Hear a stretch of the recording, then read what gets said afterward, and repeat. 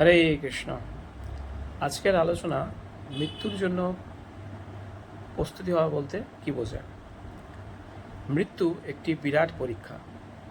ঠিক যেমন ছাত্রছাত্রীরা স্কুল কলেজে পরীক্ষার আগে অনেক প্রস্তুতি নেয় এবং সারা বছর ধরে অধ্যয়ন করে খুব ভালোভাবে, এবং অধ্যয়ন করার ফলে যখন পরীক্ষা কক্ষে তার পাঠ্য বিষয়কে স্মরণ করে সে তার খাতায় লেখে, পরীক্ষক তাকে খুব ভালো নাম্বার দিয়ে তাকে পরীক্ষায় উত্তীর্ণ ঘোষণা করে।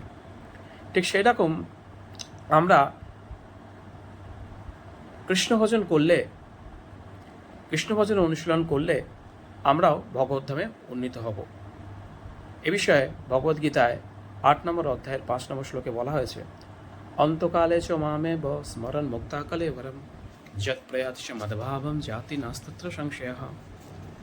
অন্তিমকালে মৃত্যুর সময় যখন কোনো ব্যক্তি আমার নাম স্মরণ করে তখন সে নিশ্চয় আমার ধামে ফিরে আসে।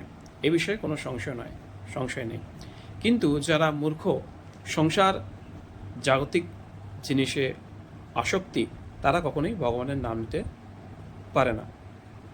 ঠিক যেমন একজন ছাত্র সারা বছর যদি পড়াশোনা না করে চিত্রনাট্য, ছায়াছবি, বন্ধু বান্ধব এগুলো নিয়ে সবসময় থাকে, সে পরীক্ষা কক্ষে গিয়ে ভালো তার পাঠ্য বিষয়কে স্মরণ করে ভালো কিছু লিখতে পারে না।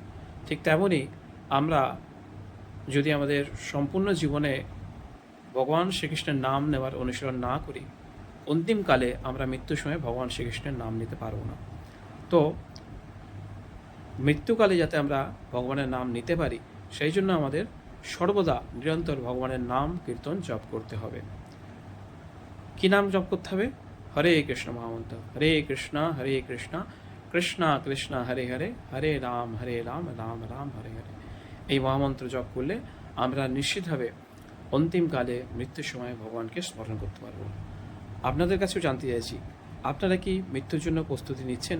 আপনারা কি নিরন্তর ভগবানের নাম করছেন? আপনার মতামত অবশ্যই জানাবেন। ভালো লাগলে চ্যানেলটি লাইক করুন, যাতে আরও আধ্যাত্মিক বিষয়ে আপনারা জানতে পারেন।